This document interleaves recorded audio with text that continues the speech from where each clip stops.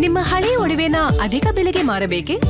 ಅಟಿಕಾಗೆ ಕಾಲ್ ಮಾಡಿ 8880 Attica gold company. ರಾಜ್ಯ ಕಾಂಗ್ರೆಸ್ ಪಾಳ್ಯದಲ್ಲಿ ಸಂಪುಟ ವಿಸ್ತರಣೆಯದ್ದೇ ಅತಿ ದೊಡ್ಡ ಚಿಂತೆ ಆಗ್ಬಿಟ್ಟಿದೆ. ಸಮುದಾಯವಾರು, ಜಿಲ್ಲಾವಾರು ಸಚಿವ ಸ್ಥಾನಕ್ಕಾಗಿ ಬೇಡಿಕೆ ಜಾಸ್ತಿ ಆಗ್ತಾ ಇದೆ. ಈ ಹಿಂದೆ ಸಿದ್ದರಾಮಯ್ಯನವರ ಸಂಪುಟದಲ್ಲಿ ಕಾರ್ಮಿಕ ಸಚಿವರಾಗಿ ಕೆಲಸ ಮಾಡಿರುವಂತ ಸಂತೋಷ್ ಲಾಡ್ ಅವರು ಕೂಡ ಈಗ ಸಚಿವ ಸ್ಥಾನಕ್ಕಾಗಿ ದುಂಬಾಲು ಬಿದ್ದಿದ್ದಾರೆ. ಕಾರ್ಮಿಕರ ಪರ ಕೆಲಸ ಮಾಡಿದ್ರು ಕೂಡ ಯಾಕೆ ಹಿಂಗೆ ಸಂತೋಷ್ ಲಾಡ್ಗೆ ಸಚಿವ ಸ್ಥಾನ ತಪ್ಪಿಸಲು ತೆರೆ ಮರೆಯಲು ಯತ್ನಗಳಾಗ್ತಾ ಇದೆಯಾ? ಸಿದ್ದು ಸರ್ಕಾರದಲ್ಲಿ ಕಾರ್ಮಿಕ ಖಾತೆ ನಿಭಾಯಿಸಿ ಭೇಷ್ ಅಂತ ಅನಿಸ್ಕೊಂಡಿದ್ರು ಸಂತೋಷ್ ಲಾಡ್. ಕಾರ್ಮಿಕ ಇಲಾಖೆಯಲ್ಲಿ ಅಭೂತಪೂರ್ವ ಬದಲಾವಣೆ ತಂದಿದ್ರು ಕೂಡ ಯಾಕೆ ಷಡ್ಯಂತ್ರ ಅನ್ನೋದು ಪ್ರಶ್ನೆ. ಡಿಕೆ ಸಂಪುಟಕ್ಕೆ ಸಂತೋಷ್ ಲಾಡ್ ಸೇರ್ಪಡೆಯಾಗದಂತೆ ಅಡ್ಡಗಾಲು ಹಾಕ್ತಾ ಇದ್ದಾರಾ? ಕಾರ್ಮಿಕ ಇಲಾಖೆಗೆ ಕಳೆ ತಂದು ಕಾರ್ಮಿಕರ ಭವಿಷ್ಯಕ್ಕೆ ಬೆಳಕಾಗಿದ್ದ ಕೊಡುಗೆ ದಾನಿ ಅಂತ ಹೆಸರುವಾಸಿ ಸಂತೋಷ್ ಲಾಡ್. ಕಾರ್ಮಿಕರ ಕಲ್ಯಾಣಕ್ಕಾಗಿ ಕೆಲಸ ಮಾಡಿದ್ದಕ್ಕೆ ಕಾರ್ಪೊರೇಟ್ ಕಂಪನಿಗಳ ಷಡ್ಯಂತ್ರನ ಇದು. ಕಾರ್ಮಿಕರ ಹಿತಕ್ಕಾಗಿ ಕೆಲ ಬಿಲ್ಗಳನ್ನ ತಂದಿದ್ದಕ್ಕೆ ಲಾಡ್ ಅವರ ವಿರುದ್ಧ ಷಡ್ಯಂತ್ರಗಳಾಗ್ತಾ ಇದೆಯಾ? ಗಿಗ್ ವರ್ಕರ್ ಬಿಲ್ ತರದಂತೆ ತಡೆಯೋದಕ್ಕೆ ಕಂಪನಿಗಳು ಮುಂದಾಗಿತ್ತು. ಹೈಕಮಾಂಡ್ ಮಟ್ಟದಲ್ಲೂ ಲಾಬಿ ಮಾಡಿ ಬಿಲ್ ತಡೆಯೋದಕ್ಕೆ ಕಂಪನಿಗಳು ಮುಂದಾಗಿದ್ದು. ಸಿನಿ ಬಿಲ್ ಜಾರಿ ಮಾಡಿದ್ದಕ್ಕೆ ನಿರ್ಮಾಪಕರಿಂದಲೂ ಕೂಡ ಲಾಡ್ ವಿರುದ್ಧ ನಡೆದಿತ್ತಂತೆ ಲಾಬಿ. ಕಾರ್ಮಿಕರ ಕಲ್ಯಾಣಕ್ಕಾಗಿ ಶ್ರಮಿಸಿರುವ ಸಂತೋಷ್ ಲಾಡ್ ವಿರುದ್ಧವೇ ಇಷ್ಟೆಲ್ಲ ಷಡ್ಯಂತ್ರನ. ಕಾರ್ಮಿಕರ ಪರ ಕೆಲಸ ಮಾಡಿದ್ರು ಕೂಡ ಕಾರ್ಪೊರೇಟ್ ಕಂಪನಿಗಳ ಷಡ್ಯಂತ್ರದಿಂದ ಸಂತೋಷ್ ಲಾಡ್ ಅವರಿಗೆ ಸಚಿವ ಸ್ಥಾನ ಸಿಗಬಾರದು ಅನ್ನುವಂತ ಪ್ರಯತ್ನಗಳಾಗ್ತಾ ಇದೆಯಾ? ಸಿದ್ದರಾಮಯ್ಯ ಸರ್ಕಾರದಲ್ಲಿ ಕಾರ್ಮಿಕ ಸಚಿವರಾಗಿ ಕೆಲಸ ಮಾಡಿದವರು ಸಂತೋಷ್ ಲಾಡ್ ಕಾರ್ಮಿಕರ ಪರವಾಗಿ ಕೆಲಸ ಮಾಡಿದ್ದಾರೆ ಅನ್ನೋದು, ಜೊತೆಗೆ ಕೊಡುಗೈ ದಾನಿ ಅಂತ ಅವ್ರನ್ನ ಕರೀತಿದ್ರು, ಜೊತೆಗೆ ಅದೇ ರೀತಿ ಕೆಲಸಗಳಾಗಿತ್ತು ಅಂತ ಕೆಲ ವರ್ಗ ಮಾತನಾಡ್ತಾ ಇತ್ತು. ಬಟ್ ಈಗ ಖಾಸಗಿ ಕಂಪನಿಗಳಿಂದ ಪ್ರಮುಖವಾಗಿ ಸಂತೋಷ್ ಲಾಡ್ ಅವರಿಗೆ ಸಚಿವ ಸ್ಥಾನ ಸಿಗಬಾರದು ಅನ್ನುವಂಥ ಷಡ್ಯಂತ್ರಗಳು, ಪ್ರಯತ್ನಗಳು ಆಗ್ತಾ ಇದೆಯಾ ಅನ್ನೋದು ಪ್ರಶ್ನೆ. ಈ ಬಗ್ಗೆ ಮತ್ತೊಂದು ಅಪ್ಡೇಟ್ ಇದೆ. ಕಾರ್ಮಿಕರ ಪರ ಕೆಲಸ ಮಾಡುವ ಸಂತೋಷ್ ಲಾಡ್ಗೆ ಸಿಗಬೇಕು ಸೂಕ್ತ ಸ್ಥಾನಮಾನ. ಡಿಕೆ ಶಿವಕುಮಾರ್ ಸಂಪುಟದಲ್ಲಿ ಸಂತೋಷ್ ಲಾಡ್ ಅವರಿಗೆ ಸಚಿವ ಸ್ಥಾನ ಕೊಡಿ ಅಂತ ಕೇಳ್ತಿದ್ದಾರೆ. ಸಂತೋಷ್ ಲಾಡ್ಗೆ ಸಚಿವ ಸ್ಥಾನ ಕೊಟ್ಟರೆ ಸರ್ಕಾರಕ್ಕೂ ಸಹಕಾರ ಸಿಗುತ್ತೆ. ಸರ್ಕಾರದ ಪರವಾಗಿ ಸದನದ ಒಳಗೂ ಹೊರಗೂ ಮಾತನಾಡ್ತಾರೆ ಸಂತೋಷ್ ಲಾಡ್. ಸಿದ್ದು ಬಳಿಕ ಮೋದಿ ಸರ್ಕಾರದ ವಿರುದ್ಧ ದಾಖಲೆಗಳ ಸಮೇತ ಧ್ವನಿ ಎತ್ತಿರುವ ನಾಯಕ ಇವರು. ಕೊಡುಗೈ ದಾನಿ ಲಾಡ್ ಪರವಾಗಿ ರಾಜ್ಯದಾದ್ಯಂತ ಉತ್ತಮ ಅಭಿಪ್ರಾಯ ಕೂಡ ಇದೆ. ಸಿನಿ ಬಿಲ್ ಜಾರಿ ಮಾಡಿದ್ದಕ್ಕೆ ನಿರ್ಮಾಪಕರಿಂದಲೂ ಲಾಡ್ ವಿರುದ್ಧ ಲಾಬಿಗಳಾಗಿ ಹೋಗಿತ್ತು. ಕಾರ್ಮಿಕರ ಕಲ್ಯಾಣಕ್ಕಾಗಿ ಶ್ರಮಿಸಿರುವ ಸಂತೋಷ್ ಲಾಡ್ ವಿರುದ್ಧ ಯಾಕೆ ಷಡ್ಯಂತ್ರ? ದಯವಿಟ್ಟು ಡಿಕೆ ಶಿವಕುಮಾರ್ ಅವರ ಸಂಪುಟದಲ್ಲೂ ಕೂಡ ಸಂತೋಷ್ ಲಾಡ್ ಅವರಿಗೆ ಸ್ಥಾನಮಾನ ಸಿಗಬೇಕು, ಸಚಿವ ಸ್ಥಾನ ಸಿಗಬೇಕು, ಬಡ ಮತ್ತು ನೊಂದವರ ಪರವಾಗಿ ಕೆಲಸ ಮಾಡೋದಕ್ಕೊಂದು ಅವಕಾಶ ಮಾಡಿಕೊಡಬೇಕು ಅಂತ ಕೆಲವರು ಒತ್ತಾಯ ಮಾಡ್ತಿದ್ದಾರೆ.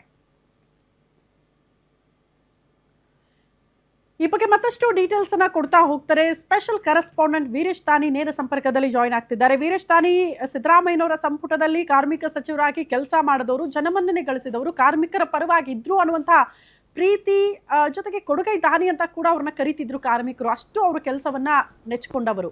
ಬಟ್ ಈಗ ಡಿಕೆ ಶಿವಕುಮಾರ್ ಅವರ ಸಂಪುಟದಲ್ಲಿ ಸಚಿವ ಸ್ಥಾನ ಸಿಗುತ್ತಾ ಸಿಗಲ್ವಾ ಅನ್ನೋದೇ ಡೌಟ್ ಆಗ್ಬಿಟ್ಟಿದೆ ಅಂತ. ಯಾಕೆ ಈ ಪ್ರಯತ್ನಗಳು, ಯಾರದು ಈ ಷಡ್ಯಂತ್ರ ಅಂತ?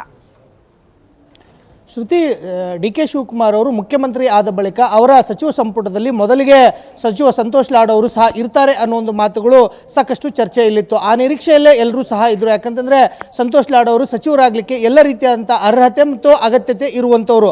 ಆದರೆ ಸಂತೋಷ್ ಲಾಡ್ ಅವರು ಡಿ ಕೆ ಶಿವಕುಮಾರ್ ಅವರು ಪ್ರಮಾಣ ವಚನ ಸ್ವೀಕಾರ ಮಾಡಿದಂಥ ಸಂದರ್ಭದಲ್ಲಿ ಮೊದಲ ಪಟ್ಟಿಯಲ್ಲಿ ಅವರ ಹೆಸರು ಇಲ್ಲದೇ ಇರುವಂಥದ್ದೇ ಬಹುದೊಡ್ಡದಾದಂಥ ಶಾಕಿಂಗ್ ನ್ಯೂಸ್ ಅಂತ ಹೇಳ್ಬೋದು.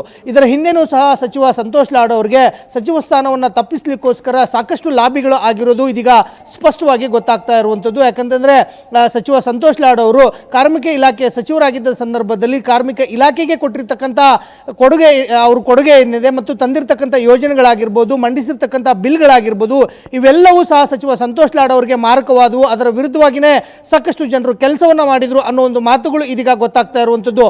ಅದರಲ್ಲೂ ವಿಶೇಷವಾಗಿ ಗಿಗ್ ಕಾರ್ಮಿಕರ ಬಿಲ್ ತಂದಂಥ ಸಂದರ್ಭದಲ್ಲೂ ಸಹ ಆ ವಿಚಾರಕ್ಕೆ ಸಂಬಂಧಿಸಿದಂತೆ ದೇಶದ ಬಹುದೊಡ್ಡದಂಥ ಕಾರ್ಪೊರೇಟ್ ಕಂಪನಿಗಳು ರಾಹುಲ್ ಗಾಂಧಿ ಅವರವರೆಗೂ ಸಹ ಲಾಬಿಯನ್ನು ಮಾಡಿದ್ರು. ಆದರೆ ಕಾರ್ಮಿಕರ ಕಲ್ಯಾಣಕ್ಕಾಗಿ ಪಟ್ಟಣ ಹಿಡಿದಂಥ ಸಂತೋಷ್ ಲಾಡ್ ಅವರು ಅವತ್ತು ಆ ಬಿಲ್ಲನ್ನು ಪಾಸ್ ಮಾಡಿದರು. ಅದಾದ ಬಳಿಕ ಇನ್ನೊಂದು ವಿಶೇಷ ಏನಂತಂದರೆ 10 ವರ್ಷಗಳ ಬಳಿಕ ಕನಿಷ್ಠ ವೇತನ ಪಾವತಿ ಮಾಡುವಂಥ ವಿಚಾರದಲ್ಲೂ ಸಹ ಸಚಿವ ಸಂತೋಷ್ ಲಾಡ್ ಅವರು ದಿಟ್ಟ ನಿರ್ಧಾರವನ್ನು ತೆಗೆದುಕೊಂಡಿದ್ರು.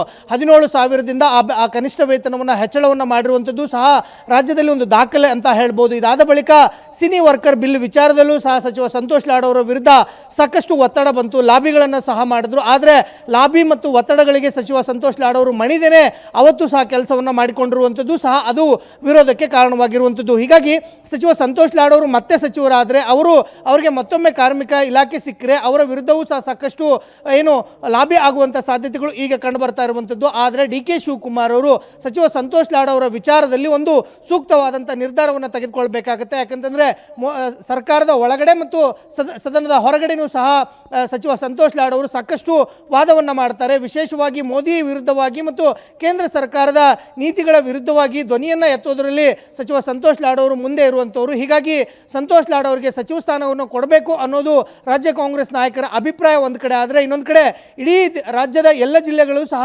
ಸಂತೋಷ್ ಲಾಡ್ ಅವರ ಅಭಿಮಾನಿಗಳು ಇರುವಂಥವ್ರು. ಹೀಗಾಗಿ ಸಂತೋಷ್ ಲಾಡ್ ಅವರಿಗೆ ಸಚಿವ ಸ್ಥಾನ 2ನೇ ಹಂತದ ಸಂಪುಟ ವಿಸ್ತರಣೆ ವೇಳೆಯಲ್ಲಿ ಸಿಗಲೇಬೇಕು ಅನ್ನೋ ಒಂದು ಒತ್ತಡವನ್ನು ಮಾಡ್ತಾ ಇರುವಂಥದ್ದು. ಶ್ರುತಿ. ಓಕೆ ವೀರೇಶ್, ಧನ್ಯವಾದಗಳು ತಮ್ಮೆಲ್ಲ ಮಾಹಿತಿಗೆ.